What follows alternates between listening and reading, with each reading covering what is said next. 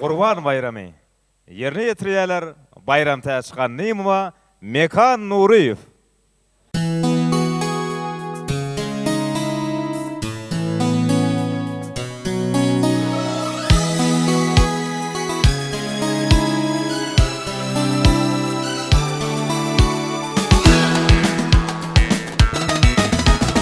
Bugün Kurban Bayramı Bedevbatlı yurdumda toy şovkunu yaynadı. Ağ ve birlik bayramı yan tanıp durdu yara, baktı yanıp aydını. Bugün Kurban Bayramı arşı dolyar nağması, Kurban ayram gelenle hoş niyetli arzular, ak yolların sulası, toy bayramın şadlığı. Kadimi desturum Kurban Bayramım, şovkunu eleme hayran bayramım.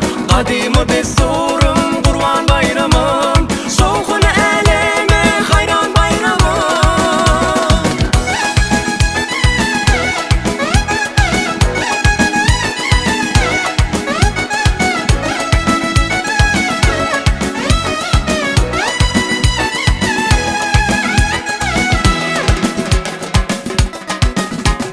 Her bir öyde kurbanlık tatlı tağam kaynayar, toy bayrama betlenyer.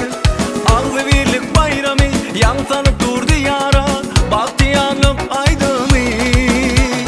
Bugün Kurban Bayramı arşı dolyar nağması, Kurban ayram gelenle hoş niyetli arzular, ak yolların sulası, toy bayramın şadlığı. Kadimi